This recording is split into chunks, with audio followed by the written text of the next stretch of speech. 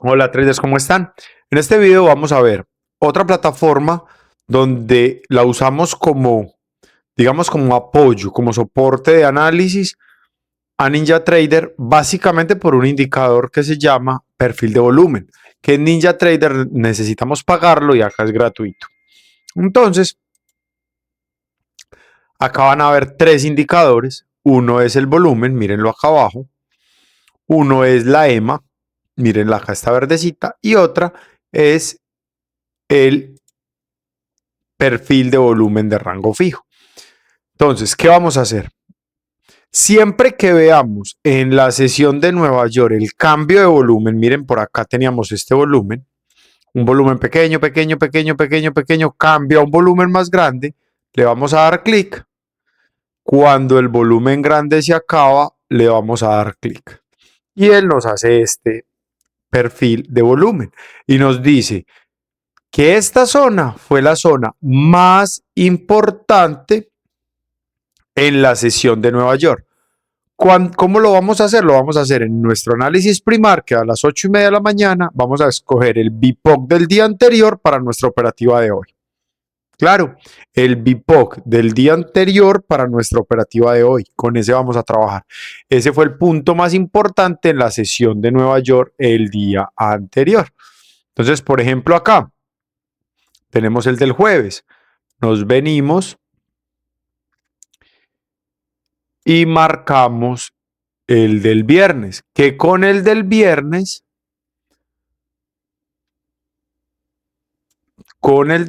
ojo, acá quedó a las 9:30, acá quedó a las 9:30, pero a veces las noticias son a las 8:30 y deja volumen desde ahí, movimiento importante desde ahí.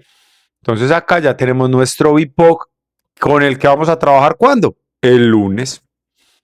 Entonces, ese dato es muy importante y lo vamos a ir siempre a marcar con una línea roja. Mírenla acá, con una línea roja en nuestro gráfico. Mírenla acá arriba. Entonces, si acá tenemos que el BIPOC es 19,997, muchachos, uno dice 19,997, eso es casi 20. 20,000, el valor cerrado es un dato psicológico muy importante. Entonces nos vamos para la plantilla de dibujo, ponemos una línea horizontal, que es esta, la sueltan donde quieran, le dan doble clic y donde dice Anchor Y le dan 20,000, que básicamente es un psicológico muy fuerte del precio. ¿Por qué sé que es muy fuerte? Pues porque mírenlo ahí. Es más, vengan que se me perdió, era que lo puse 2,000. Bueno, entonces simplemente le doy una horizontal. Ah, mírenla ahí, ya la encontré. Mírenla ahí, lo que pasa es que la estaba tapando el área, pero mírenla ahí. Entonces, ya tenemos esa zona importante ahí en 20,000. Mírenla ahí. Ese es el primer dato que vamos a sacar del perfil de volumen. El otro dato que vamos a sacar del perfil de volumen. Estas barras son las barras que nos dicen el volumen de contratos. Las azules en compra, las amarillas en venta, que hubo a ese nivel de precio. Entonces, hay algo muy particular que les quiero mostrar, que les quiero comprobar por qué las velas largas no necesariamente son liquidez. Es más, casi nunca son liquidez. Si yo pongo este perfil de volumen acá, solamente tocando esas velas, se van a dar cuenta que entre más larga, yo las pongo por acá más grande, entre más larga es la vela, entre más larga es la vela, miren esta vela tan larga con un cuerpo grande y con un imbalance.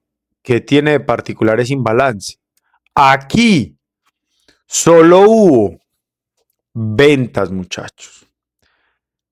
Esos imbalances, o sea, esas zonas donde solo hay ventas, miren ¿qué particularidad? Una vela grande que me muestra un supuesto volumen, pero en ese nivel de precio, en ese rango, vea que casi no hubo órdenes. Entonces, ¿cómo así? ¿Cuál es el que dice la verdad? ¿Este o este? Pues resulta que este volumen también tiene en cuenta las órdenes pendientes de ejecutar. O sea, que acá me muestra que no hay liquidez, o sea, aquí no hay quien compre, solo se alcanzaron a ejecutar un poquito de órdenes en venta, pero hay muchas ganas de ir en venta. Y cuando esas ganas llegó acá, aquí encontró quien comprara. Por eso acá, otra vez, volvemos a tener un mayor volumen de contratos en compra. Pero en esa zona no hubo balance. Entonces, ojo con este dato. El tamaño de la vela no lo da el volumen. El tamaño de la vela lo da la liquidez. Si yo tengo el concepto de que el tamaño de la vela lo da el volumen, ojo muchachos, están equivocados. Sí, ojo, voy a ser muy claro, sí, el concepto de que el tamaño de la vela es el que nos da, no está dado, perdón, por el volumen, muchachos, les tengo noticias, están equivocados. El tamaño de la vela no lo da la liquidez. En un minuto yo marco hasta las 4 de la tarde. Juan, ¿cómo así que el tamaño de la vela no la da la liquidez? Vamos a analizarlo acá. En estos días le hice este ejercicio a un estudiante y me decía, yo por qué nunca había visto eso. Muchachos, este volumen es muy grande. Y este tamaño de la vela no es tanto. Este volumen no es tan grande como el anterior. Y esta vela es casi que la vela más grande de toda la sesión de Nueva York en 5 minutos. O sea, esta vela nos abarca del cuerpo de 20.104 a 20.063. O sea, esta es una vela de 40 puntos. Y el volumen es hasta acá. Pero esta es una vela de 7 puntos y el volumen es prácticamente el mismo que esta. Pues esta es un poquito más, pero es prácticamente el mismo. El volumen de esta vela es por acá y el volumen de esta vela es mayor. Los voy a marcar. Esta vela es pequeña y tiene este volumen. A ver, yo veo que no me haya equivocado, que no me haya torcido. Parece que me torcí. Entonces, vamos a volverlo a hacer. Esta vela pequeña tiene este volumen. Y esta vela grande tiene este volumen. O sea, esta velita pequeña tuvo más contratos que esta velita grande. Entonces, ¿cómo así que las velas grandes son las velas de volumen? No, las velas grandes no tienen liquidez. Las velas grandes necesitan moverse para que las órdenes, el volumen pendiente de ejecución, que también se cuentan estas velas, en estas bandas o barras, se ejecuten. Entonces, si yo acá tiro 1.000.000 de órdenes en compra, o sea, yo voy a tirar a comprar 1 millón de órdenes. Y aquí hay quien me las venda. Es una vela pequeñita con un volumen así. ¿Por qué? Porque la liquidez no permitió que ella se moviera. Había liquidez en ese punto, ¿para dónde se va a ir? Pero si yo tengo 10 órdenes acá en compra y no hay quien me las venda, yo tengo que buscar pagar más carito, más costoso para que me las vendan. ¿Y cómo se ve un movimiento para pagar más costoso? Más alto. Porque el precio tuvo que moverse hacia arriba, no por el volumen. Es por la falta de liquidez respecto a ese volumen. Es porque no hay quien ejecute las órdenes que ese volumen está pidiendo, sean órdenes ejecutadas o sean órdenes pendientes. Entonces, muchachos, el tamaño de la vela lo da no tener la liquidez suficiente para ejecutar esas órdenes. El tamaño de la vela no lo dan las órdenes. Yo puedo tener una vela muy pequeña con un volumen muy significativo, puedo tener una vela muy pequeña con un volumen muy significativo y puedo tener una vela muy grande con un volumen no tan significativo. ¿Sí me entienden? Lo que hace que la vela sea grande o sea pequeña no es el volumen, es que no hay liquidez para ejecutar ese volumen.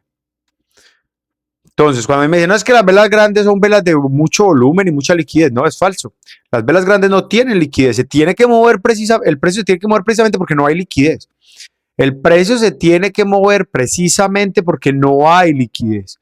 El precio se tiene que mover porque no hay liquidez. Si hubiera liquidez, se quedaba ahí. Si ahí le compran, si ahí vende, si hace de todo, pues no se mueve. Él se mueve buscando quién le compre y quién le vende y a quién venderle. Entonces, bajo ese concepto, este dato de dónde hay liquidez, donde realmente se movieron los contratos, donde realmente se movieron los... Entonces acá, ¿por qué el precio se devuelve? Pues porque no hay liquidez. Entonces de aquí no encontramos quien más quiera comprar. ¿Qué tiene que hacer el precio? Empezar a vender. ¿Para llegar a dónde? ¿Dónde rechazó? Ah, justo en el BIPOC. ¿Por qué? Porque hay mucha liquidez. Por eso las franjas de liquidez, cuando uno dice una franja de liquidez, cuando golpea, cuando llega al límite, no hay liquidez, por eso se devuelven. Cuando entra en la franja, ya ahí hay liquidez y ahí se quiere quedar, pero tiene que entrar. Si no entra, es porque ahí no hay liquidez y el precio se debe devolver. Entonces, esas zonas de liquidez, esos cambios de precio se dan es exactamente porque no hay quien siga comprando. Aquí no hubo quien siguiera vendiendo. Miren este volumen cómo se merma, cómo se disminuye. Cada vez que te alejas del BIPOC se va mermando. ¿Siempre es así? No, no siempre es así. Uno puede encontrar zonas por acá muy fuertes. Uno puede encontrar un BIPOC al final del movimiento. O sea, el movimiento empezó y acá se devolvió, acá se devolvió, acá se devolvió, acá se devolvió. Y siempre el BIPOC soportó el movimiento porque es una zona que la gente percibe como una zona de compras. Por eso detuvo el movimiento, detuvo las ventas y ahí la gente compró. Entonces, por eso es muy importante analizar bien el BIPOC. También, cada vez lo van a ir aprendiendo mejor y en mi canal lo van a ver a las 8:30 de la mañana, siempre el análisis de ese BIPOC.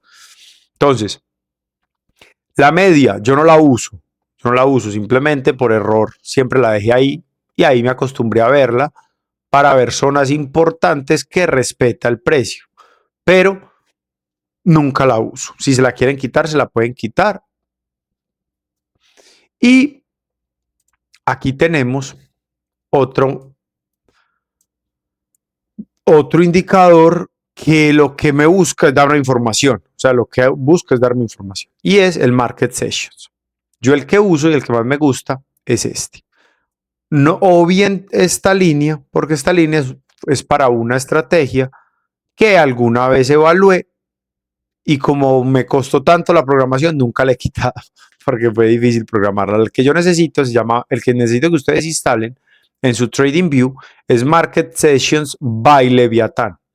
Cuando ustedes le dan configurar a ese, le sale esta, digamos que sesión, y yo quito Nueva York, quito Sydney, solo dejo Tokio y Londres. Tokio la tengo en toda su sesión. Básicamente la sesión de Londres empieza a las 8 de la noche hora Nueva York y termina a las 5 de la mañana hora de Nueva York. Y Londres empieza, ojo, Londres ya no la tengo toda. Londres solo tengo la zona de liquidez que según mi análisis ha dado. Y la zona de liquidez de Londres es entre 3 de la mañana hora de Nueva York y 6 de la mañana hora de Nueva York. Entonces necesito que en Market Sessions, que en TradingView, perdón, busquen su Market Sessions y encuentren básicamente el perfil de volumen y Market Sessions by Leviathan. ¿Por qué Market Sessions by Leviathan? Porque es el que me ha dado más seguridad. Aquí, ¿qué es lo que necesitamos? Reconocer cuál es el máximo de Londres y Tokio y cuál es el mínimo de Londres y Tokio. Y esas son las rayas moradas que están viendo acá. Londres en el máximo y en el mínimo, y las de Tokio son blancas. ¿Qué es lo que pasa? Que están iguales en el último día. Entonces no las pueden ver. Pero yo las marco Tokio máximos y mínimos y Londres máximos y mínimos. Y ahora viene el DXY. Entonces resulta que el DXY es el índice de fuerza o comportamiento del dólar como tal. Ojo, no confundan el DXY con el euro dólar. Eso es un par de Forex que simplemente me dice cuántos dólares necesito para comprar un euro. Y eso es lo que se mueve, ¿cierto? Veanlo acá.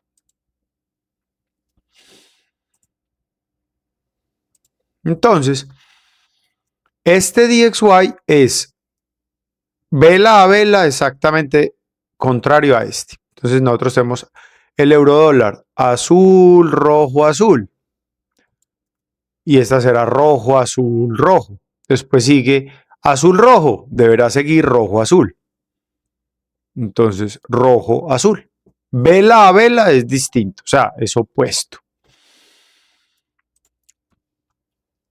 Aquí lo que tenemos que ver es marcar puntos importantes del DXY que normalmente respeta para reconocer si el DXY se está yendo en una dirección o no. Entonces, por ejemplo, cuando pasó la noticia en el 18,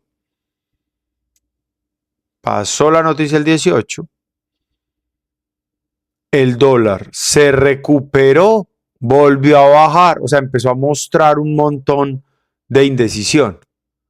O sea, la noticia de las tasas de interés no nos dio a nosotros direccionalidad en el dólar, no fortaleció hasta el día de hoy, no fortaleció el dólar americano. Yo espero que la próxima semana tengamos un repunte del DXY cuando ya los mercados se calmen un poquito sobre esa noticia. Pero este indicador yo solo lo miro en hora. Yo no me voy a analizar 5 minutos, 1 minuto, no, yo solo miro el DXY en hora para ver cómo interactúa con esas zonas de soporte y resistencia, que por cierto, es importante que sepamos que básicamente el DXY está en sus mínimos anuales. Hay una zona por allá en marzo donde bajó un poco más, pero si nos vamos hasta, miren muchachos, si nos vamos hasta, no, mejor dicho, en este momento el DXY está acá, este es el mínimo.